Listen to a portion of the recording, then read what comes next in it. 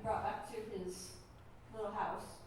The story takes place like in the late 1800s in New England, kind of at the tail end of the whaling industry. And so he's caught this dolphin and decided to keep it, hoping that he can make some money off of it. Basically, it started as a bet at his local pub, and now he's got a dolphin, and she's fully sentient, like as a dolphin might be. So I'll just start on chapter 3. Now the dolphin girl would go have a look around, and then maybe she would go home, she thought. She was in a strange position, sitting up on her lower back. Her upper back rested against the metal tub. She thrashed her flippers around until they were clear of the damp sheet, and used them to pinch the tub edge and pull herself forward. Her weight suddenly tipped, and she spilled over, taking the tub to its side. Murky water spilled across the floor in a shimmering display.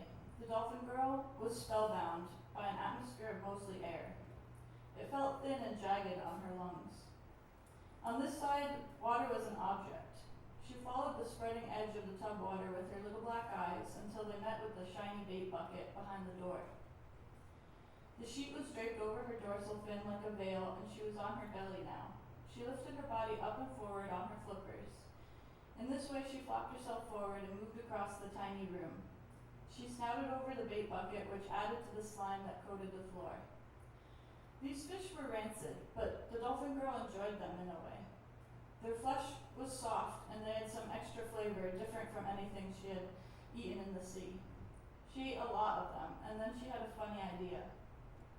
Inside the doorframe to the washroom, she pushed her tail fin against one side and the top of her head against the other side.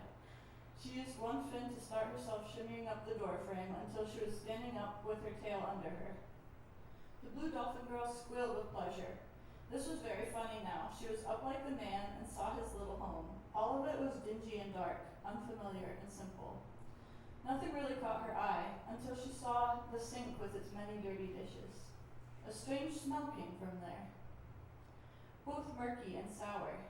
She was able to scuttle on her segmented tail, using either side like feet and moving like a penguin would.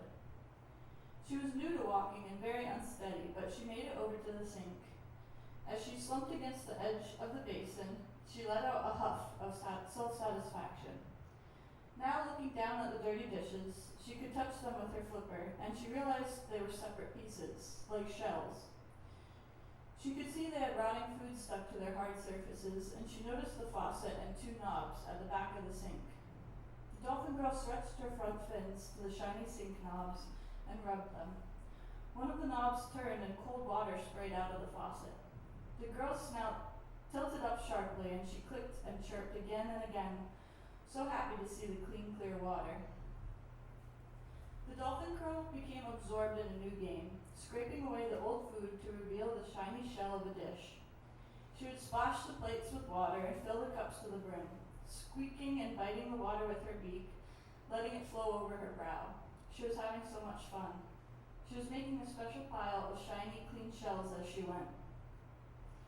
The man returned home only after spending the whole of his money getting drunk. He had started off bragging about his jumbo catch, but over the course of the evening he had forgotten, spinning yore of wild and various tales as the night carried on and the drink filled his cup. She wasn't at the front of his mind when he heaved open his front door. The dolphin girl was just rinsing the last dish in the sink. She had completely lost track of time of day, and only now noticed how dark it had become. The man jerked his body to the side as if to run back out the door. He was shrieking in broken gasps, and as he spun backwards, he slammed into the swinging door and was swatted onto his bum. Chapter 4. Equally startled by the sudden commotion, the dolphin girl tried to quickly position herself to see what was happening. The door was back behind her right shoulder, and she pivoted her body in a diving motion that landed her flat on her belly, without the ocean to catch her. Feeling helpless and now painfully aware of her surroundings, she wished to go home and was scared by the man's screaming. For his part, the man thrashed about and begged the spirit he perceived not to steal his soul. The dolphin he had pulled from the sea was a far memory washed away by booze, and in his drunken state his senses were limited. The dolphin girl had the sheet still draped over her dorsal fin while she played with the dishes, and in her spin dive the sheet had tossed about, seeming to the man's blurred vision like his idea of a ghost coming to get him. He writhed uselessly, ending with his whole form pushed up against his sooty fireplace, head between his knees, and hands shaking in front of him. "Oh, please, please, Spirit, don't take this Lamb of God. I never did wrong to another, or nothing. I'll be good. Oh, you can just do me no harm, please," the drunken man stammered, waving his hands in front of him and too frightened to look up. The dolphin girl had landed on the hardwood floor and bruised her side. The dampened sheet, which she had forgotten about, had flapped up to drape over her forehead like bangs and bunched around her shoulders uncomfortably. She rolled her weight onto the side that didn't hurt. The man's nonsensical sounds were annoying to her, while she silently winced at her pain, curling her tail forward toward her injured belly and rubbing her bruise with her flipper. She shut her eyes for a moment and imagined her ocean. The man's pitiful ramblings faded into the background. In her imagination, the dolphin girl was with her friends and her mom. Her mom had a long piece of seaweed streaming from her mouth, and she was swimming ahead of the dolphin girl. She chased her mom, who was so fast, and tried to bite away the seaweed with her friends. All around her, the ocean gleamed and twinkled as the sun above refracted in the current. The dolphin girl was soothed by this memory, and it eased away her pain, helping her forget the discomfort that surrounded her physical self. The drunk man continued a while longer, beseeching his spirit attacker to leave him alive. When his brain finally registered that he hadn't heard any sound for a reply in some time, he ventured to raise his head and peer about the room. The spirit was gone. They had heeded the man's prayers. Bless the Lord. Surely there was a God that looked kindly on him after all. All these merry thoughts skirted across the man's impaired brain while he hoisted himself up onto unsteady legs. Grinning in satisfaction, the man stumbled toward the table where a hardened end of bread had caught his eye. He struck his toe on something soft then and tumbled forward, catching his weight on a chair back. With difficulty, he looked back down at the floor and now saw the dolphin girl. She was coiled on the ground there. Her eyes were wide open in shock, having been pulled from her comforting memory by his boot to her head. She locked eyes with the man and shrieked a menacing warning cry that caused him to clap his hands onto his ears. He was positioned behind her, and she had to twist her head to see him there above and over her shoulder. It was a strain on her neck, and she tried wriggling forward and away from the man. The dolphin girl was upset by the man kicking her. Although it hadn't hurt much, it only added to the pain that her body was already coping with. She was tired and hungry also, and now all this discomfort compounded in her so that she felt tortured and trapped. Again and again she snapped her beak and shrieked into the ugly room. Frustration and rage displaced her pain and misery, and she moved her whole body like a snake, shrieking and knocking the man's furniture down. The blood pumped hot, and she lost her sense of purpose as she continued to thrash. The man was brought to his senses somewhat by this turn of events. His memory of the dolphin girl caught up with him. Her outburst of sound had shocked him rigid, and he wasn't frightened. He was frightened and sorry. At first he thought to kill her, and he took up the fire poker to bash her head with. But he wasn't sure how to preserve such a large fish, and he didn't want such a valuable catch spoiling overnight. He kept the poker close to him, though, as he crept towards the dolphin girl. Once close enough to touch the shrieking fish, his first thought was to pull the sheet that had netted her. He grabbed at the bunched sheet that had wound around the dolphin girl and tugged a few times until it was off her neck. The dolphin girl felt the tugging at this suffocating necklace and felt that someone was trying to free her. The small act she perceived as sympathy quieted her screams, and she maneuvered her body so that the sheet could be dragged loose. The man, too, was calmed by the dolphin girl quitting her cries, and he began murmuring to her in comforting tones. There, big fish. We got your net loose now. Who's a big good girl? he spoke softly, slurring his words into a gentle lullaby. The dolphin girl looked up at him.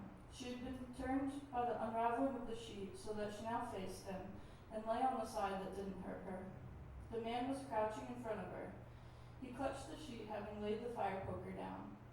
For a time they stared at each other while their heartbeats and breathing slowed. The man's grumbling tummy broke the silence, and he lifted up off his haunches to fetch his bread stump. If I'm so starved, you must have a mighty appetite, the man said, half out loud and half to his companion. He went to look into the bait bucket and saw that it had been tipped over. The putrid smell caught him by the teeth, and he pinched his nose while cursing. Still, there were a few pieces there, and he gathered up a handful of fish scraps, bringing them over to the dolphin girl and spreading them before her beak. The man sat down by the girl and gnawed away at the hard bread with his brown teeth. The dolphin girl gobbled at the fish chum and clicked a thank you at the man. Her body felt ragged and empty, and that bite of food seemed like the best thing she had ever eaten. She looked up to watch the man chew his meal. He murmured to the dolphin girl while chewing and began boasting to her as he would to his mates at the pub. Holding his bread still, he heaved himself up and righted some of the furniture. Here he noticed his sink. The image of the spirit standing at the basin flashed in his memory, and he turned again to look at the dolphin girl, the crumpled sheet. At the sink, he turned the running faucet off and stared at the pile of clean dishes. Did you do this? He asked the dolphin girl in disbelief, leaning backwards onto the basin. Looking directly at the man, leaning up on her fin, gazing down her smooth snout, the dolphin girl tilted her head several times to request more fish. The man perceived this gesture as a nod, yes, and felt he was losing his mind. A deep tiredness filled all the tissues of his body, and he began to laugh. Starting as a deep grunt and bubbling up into a full-bellied howl, he tilted his head back and held his sides until he had to lower himself to the ground. He laughed and laughed himself to sleep there by the sink. The dolphin girl, too, was very tired and dry and still hungry. She watched the man. She recognized the gesture of tilting your head back and crying out as one of glee, and felt certain he was happy about the shells game.